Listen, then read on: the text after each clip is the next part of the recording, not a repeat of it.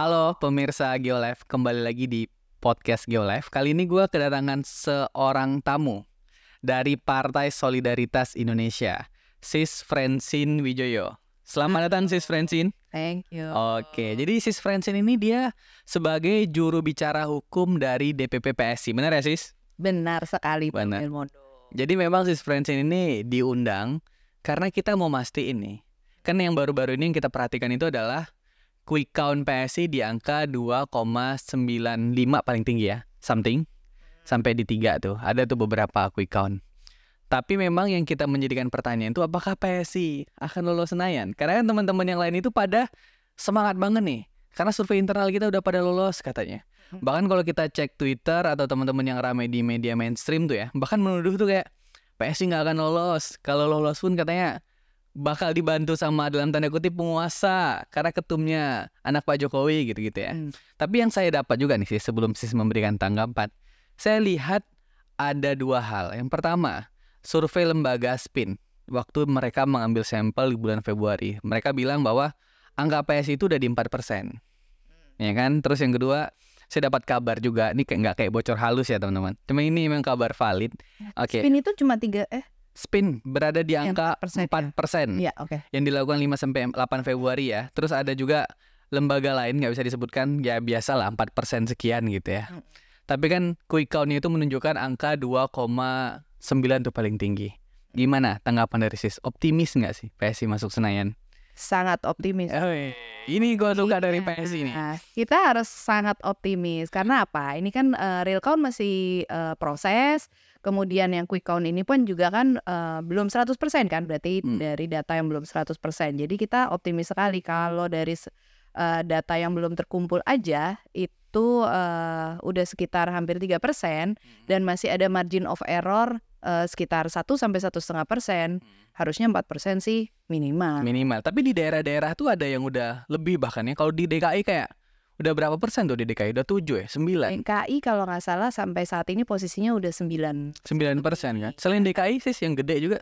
Nah, saya nggak ngikutin tuh Nggak ngikutin yang lain. Soalnya saya nyaleknya dari Jakarta. Ya. Fokusnya nggak salah ya. Tapi kan kalau kita bicara tentang margin of error, pasti juga ditemukan dong dari teman-teman internal PSI ada kesalahan-kesalahan di perhitungan. Bisa kasih contoh nggak sih? Kita saat ini teman-teman PSI di semua lapisan itu terutama baik caleg maupun pengurus dan juga teman-teman yang juga bantu sebagai saksi. Ini kita lagi kawal nih prosesnya. Supaya apa? Supaya tidak ada suara rakyat ini yang salah tercatat lah. Ibaratnya begitu ya, karena kami menemukan ada beberapa kesalahan pencatatan. Deketin sedikit mic-nya Sis.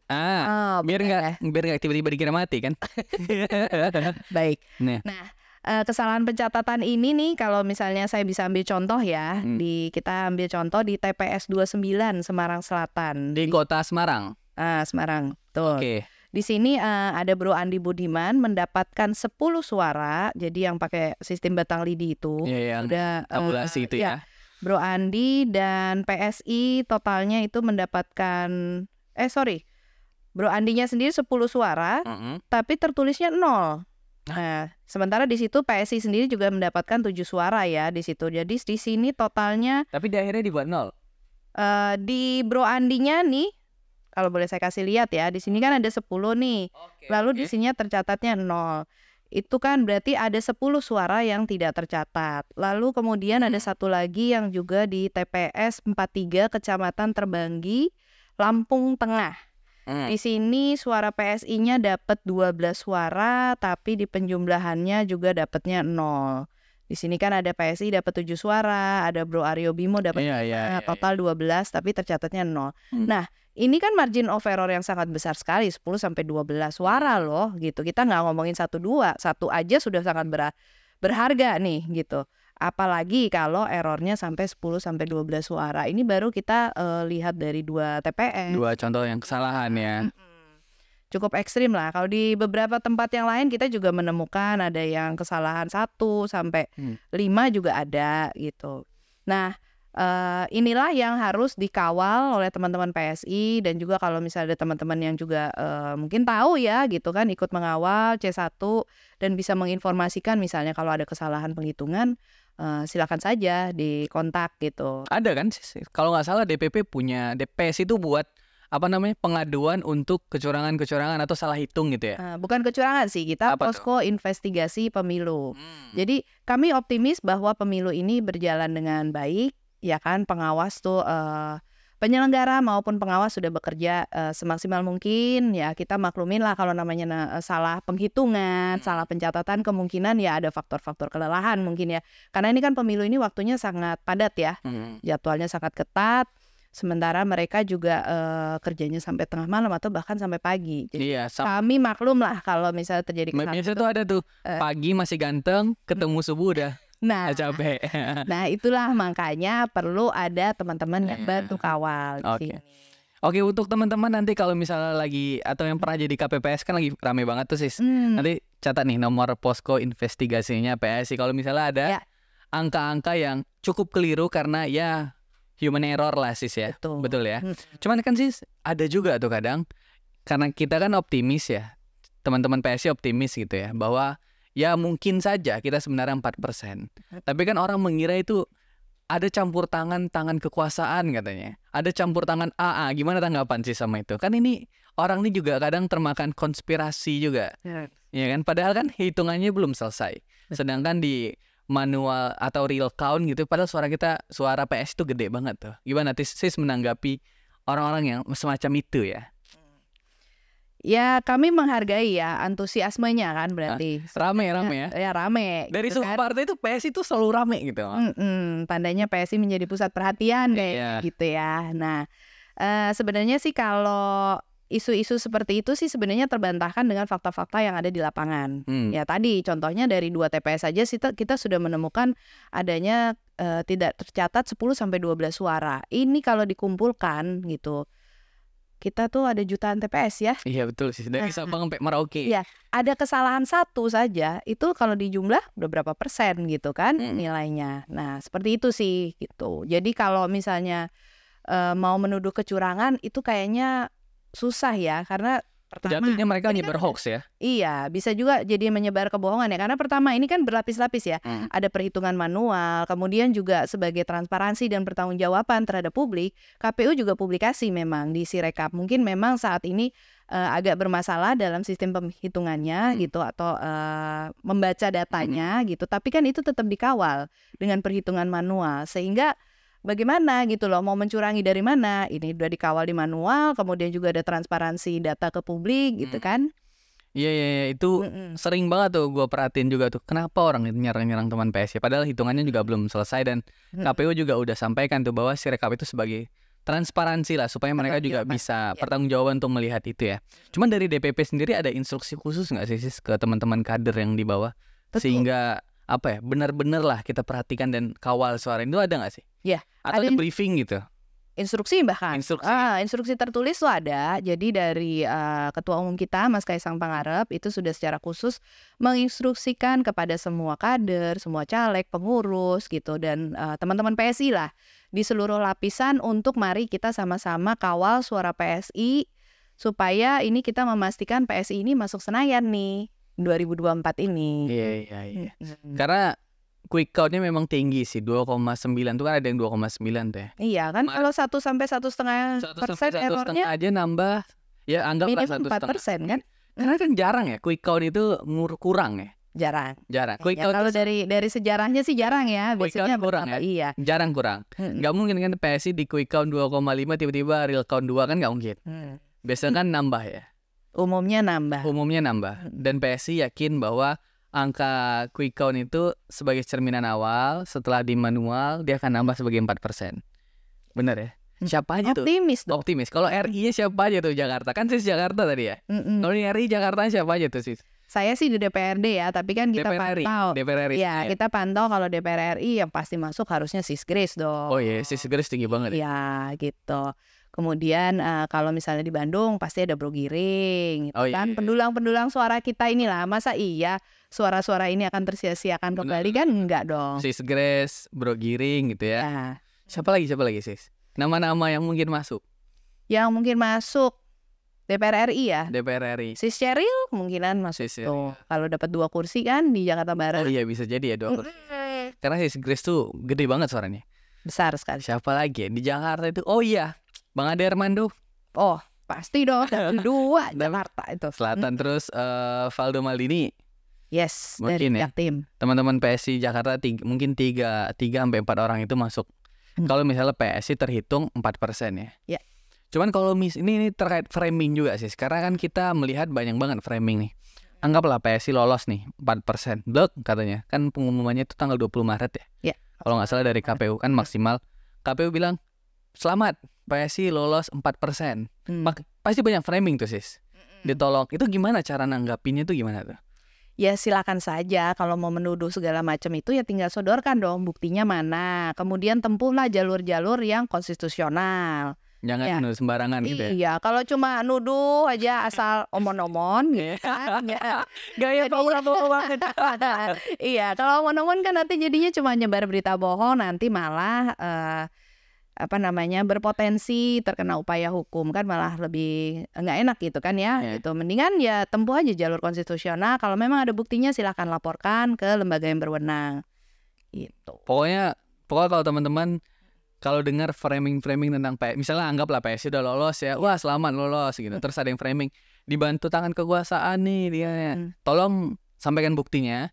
Jangan jadikan itu teori konspirasi yang nggak jelas datangnya dari mana. Jangan jadi cerita fiksi ya. Jangan jadi cerita bohong. Cerita bohong nih jadinya ya. Jangan jadi, kalau kata Pak Prabowo, jangan jadi omon-omon ya. Iya. Dan itu ya sampaikanlah ke publik kalau misalnya ada kesalahan. Jangan sampai kemudian itu jadi bahan-bahan tuduhan kan sih. Betul. Oke, menarik. Dan komitmennya apakah tetap sama? Kalau udah masuk Senayan memperjuangkan kan 2 hal tuh yang paling gencar banget. Pertama, BPJS gratis bagi seluruh rakyat Indonesia. Yes. Yang kedua itu adalah RUU perampasan aset. Gimana tuh sis? Apakah itu akan dilakukan untuk pertama kalinya masuk Senayan? Atau ada hal lain? Mungkin untuk pertama kalinya enggak ya gitu kan. Begitu masuk kan pasti ada banyak adjustment. Tapi itu 2 hal itu adalah yang akan diperjuangkan oleh PSI nanti begitu masuk Senayan. BPJS gratis dan RUU perampasan aset. Jadi tetap. Sebenarnya akan banyak sih titipan-titipan yang lain ya. Indonesia kebijakan atau kayak sis Indonesia ramah hewan. Pasti. Saya akan nitip juga tuh sama teman kita yang di DPR nih. Udah penuh kucing nih. Gitu. Jadi 2 hal itu yang pasti akan diperjuangkan atau diprioritaskan oleh PSI ketika masuk Senayan nanti. 4% tuh akan mengarah ke sana ya. Yes. Oke. Nah, gue lanjut lagi nih sis. Ini kalau kan gue juga kepikiran nih, jangan-jangan nanti yang nuduh kita curang, malah mereka yang curang. Biasanya sih gitu ya. Karena kan ada tuh. Kan narasi-narasi yang ada itu biasanya kan karena mereka pernah dicurangin jadi jangan-jangan atau pernah mencurangi gitu. Sehingga jangan-jangan mereka curang juga tuh menangnya kan gitu. Ada sih beberapa, kita juga nggak bisa juga bilang kan jangan-jangan lu yang nuduh, lu yang curang. Karena kita butuh bukti juga ke mereka kalau mereka curang atau enggak. Tapi kan rasa penasaran aja, jangan-jangan lu nuduh terus kerjaan, jangan lu yang perbuat gitu ya. Tapi jadi ada pengalaman sebelumnya, jangan-jangan begitu. Cuman ya ini aja sih, kalau misalnya mau nuduh silakan aja gitu. Tapi menuduh itu disertai dengan bukti-bukti yang akurat gitu. Jangan cuman asal omong aja gitu. Karena kami di PSI akan sangat bisa untuk melakukan upaya-upaya hukum. Melaporin balik terhadap orang-orang yang menyebarkan berita bohong yang akan merugikan PSI. Ada upaya hukum juga dari PSI ya? Bisa kita lakukan. Jadi kalau misalnya ada yang nyebarin hoax tentang PSI, kan banyak banget sih sebenarnya di Twitter itu. Apalagi yang ngebully ya, itu udah dicatat sih sebenarnya. Untuk teman-teman yang ngebully teman PSI ini udah dicatat sama Sis Francine. Hati-hati aja. Enggak lah. Udah banyak listnya, udah tebal segini. Yang suka ngebully PSI. Tapi nggak apa-apa, itu dijadiin ini. Biasanya banyak akun-akun bodoh. Yang baru-baru dibikin. Gitu. Dijadiin vitamin sama PSI. Jadi penyemangat lah ya. Gitu. Ini pertanyaan yang lu nggak boleh gue tanyain yang tadi. Kalau misalnya nggak lulus, apakah menerima dengan lapang dada atau tetap melaksanakan upaya hukum? Misalnya kalau ditemukan kecurangan ya kita apa sih namanya upaya hukumnya itu kalau ada sengketa pemilu, apa ikutan sengketa pemilu? Iya dong, pasti kalau misalnya tidak lolos kan pasti kita cari dong gitu. Di mana Kenapa? Iya. Anggaplah kan ini Ada suara yang mana? 3,99. Wah, ini kan nyesek banget nih barang. Kita cari dulu, jangan-jangan ada 0,01% yang terselip tadi gitu Iya. karena lupa tercatat. Tapi Nah, akan ada itu upaya itu ya. ada dong mekanismenya. Kalau ternyata itu sampai dengan di putusan KPU ternyata suara tersebut ternyata memang salah tercatatkan atau kurang tercatatkan tadi, itu bisa kita tempuh upaya hukumnya. Kita cari di mana nih kesalahan ini. Jangan 3,999. Wah, ada nyesek banget nih angka. Pada saat 0,1. Minimum 4% dong. Minimum 4%. Kita optimis dong. Iya, karena kita dari berbagai survei ya, baik dari sebelum gitu kan, sebelum pemilu maupun sudah menjelang pemilu pun itu survei selalu udah mencapai di atas 4% kan. Iya, Ada. karena gue perhatiin loh sis, rata-rata survei-survei itu PS itu tinggi, maksudnya ya adalah 4% gitu. Cuman Iya. kok pas di quick count nggak berbanding lurusnya ada apa sebenarnya? Kita bisa ambil contoh yang cukup ekstrim misalnya di 2019 kan. Iya. Waktu itu survei-survei bahkan PSI ada yang nggak nyampe 1% gitu kan. PSI itu cuma 0, sekian 2019. Yes. Nah, tapi kan tadi ada margin of error kan, biasanya naik kan. Naik, gitu. jadi 1,89. Jadi kalau misalnya Lumayan, kan? survei ini bilang PSI itu 2,9 misalnya, kan pasti realisasi angkanya itu bisa 4 tuh. 3,9 minimum kan, Ya, gitu. 3,9 Atau minimum 4 gitu. Tapi kenapa di sini nggak kejadian ya? Ada Belum. Oh, belum ya? Belum. Jangan pesimis dulu dong. Oh ya, ada apa nih? Iya. Ada apa? Apakah PSI ditinting? Waduh. Apa ada yang ini berupaya menggembosi PSI? Gue nggak tahu juga sih. Mungkin Ya, mudah-mudahan enggak lah. Kita Mudah-mudahan positive sih enggak. thinking. Ini memang kan masih prosesnya masih berjalan cukup panjang ya. Dan kabarnya dari teman-teman yang di bawah, saksi-saksi teman-teman PSI kan gue dapat info ya, karena ada banyak teman-teman. Suaranya bagus sebenarnya. Iya. Suaranya khusus apalagi di kota-kota ya. Itu udah oke banget. Dan di daerah itu mulai tumbuh angka-angka itu PSI. Cuman nggak tahu kenapa gue nggak menyalahkan KPU juga sih. Peningkatannya cukup signifikan kok. Ya, tapi di Sirekap itu kan belum naik-naik gitu. Si rekap memang angkanya berubah-ubah. Berubah Gitu kan sempat tinggi banget gitu, terus kemudian terkoreksi. ngasih harapan jatuh. Tapi nggak tahu lah Sirekap ini ya. Cuman dari data internal udah nyampe 4%, sis. Kalau dari perhitungan internal dari yang sudah masuk ya datanya, Ini internal ya? ya Ya. masih internal sih 4% dapat. Udah dapat 4%. Tuh. Berarti Sirekap tolong diperbaiki Pak Hashim, ini udah 4% soalnya. Ya kita cocokkan lah. gitu Soalnya kan. media-media tuh buat berita berdasarkan Sirekap. Oh, Nyesek jadi. iya. Tergantung dia ngambil si rekapnya yang pas hari apa, tanggal berapa, jam berapa. Masalahnya kan gitu. Kalau pas lagi angka PSI-nya 9%. Nah, PSI 9%. Sirekapnya lagi 2, sekian. Jadi tapi di internal udah 4 ya sis ya. kalau dari perhitungan internal dari survei-survei yang sebelumnya sudah ada menjelang pemilu sih dapat 4%. Dan udah ada nama-nama RI-nya kan sebenarnya. Iya, sudah ada potensi-potensi yang dapat suara pendulang-pendulang suara Pendulang-pendulang terbanyak itu ya. itu. Jadi sebenarnya kita tinggal nunggu peresmian dari KPU aja nih, PS ini lolos atau enggak sih secara kan jenjang ya, perhitungan jenjang manual itu ya. Iya. Dari KPU. Oke. Sementara ini teman-teman masih kawal nih di tingkat kecamatan sekarang nih. Kau dari si sendiri, kalau misalnya PSI lolos 4%, apa pesan yang mau disampaikan ke teman-teman yang nonton ini? Oh, tadi kan selain 2 prioritas ya, yang BPJS gratis, BPJS RU. kesehatan ya, sama RUU Perampasan aset. aset gitu. Kalau saya sih dan teman-teman komunitas pencinta hewan tentunya nih ya, pasti pengen titip banget kalau memungkinkan nih undang-undang perlindungan hewan dong. Oh ini gue suka. Fokus Iya. banget ya sama satu topik ya. Iya, karena di Jakarta pun nanti kalau misalnya saya terpilih, di Jakarta pun juga saya akan memperjuangkan itu, perlindungan dan kesejahteraan hewan. Jangan hanya kucing ya sis ya. Oh, tentu kan hewan kan tadi bukan hanya kucing gitu. Oke. Saya pegang deh omongan sis nih. Siap. Jadi kalau misalnya PSI masuk di Senayan 4%, sis akan memperjuangkan undang-undang perlindungan hewan. Iya, saya akan titip teman-teman yang di situ. Oh, Nah, semangat. Thank you, Thank Bro Belmondo. Jadi teman-teman, Geolef hari ini kita ucapkan terima kasih dulu kepada Sis Francine Wijoyo karena udah mau hadir sekaligus mengklarifikasi hoax atau bullying atau ucapan-ucapan yang kita nggak tahu sumbernya dari mana, tapi terus melakukan serangan terhadap PSI. Gue juga nggak tahu dari 19 partai kenapa PSI doang yang diserang. Dan hari ini kita juga udah ngerti dan paham bahwa Survei internal PSI juga udah sebenarnya 4%. Dan dari angka yang keluar dari quick count di luar sana itu kan sebenarnya 2,9, marginnya itu masih ada 1 sampai 1,5%. Dan PSI juga udah punya nama-nama sih, pendulang-pendulang suara gitu kan. Jadi kalau misalnya teman-teman nanti bingung kok bisa 4%, jangan lagi dibilang dibantu penguasa. Karena memang suaranya memang ada dipilih oleh masyarakat gitu kan. Sebenarnya bisa juga dibantu penguasa. Penguasanya kan rakyat. Asik. Nah, dibantu oleh suara rakyat. Penguasa sebenarnya. Iya, Penguasa betul. rakyat Indonesia. Yes. Memang salah juga pikiran saya nih, Sis. Iya. Tapi terima kasih teman-teman Geolef. Kita akan kembali lagi di podcast selanjutnya bareng saya Belmondo Scorpio dan narasumber lainnya. Terima kasih teman-teman. Terima kasih.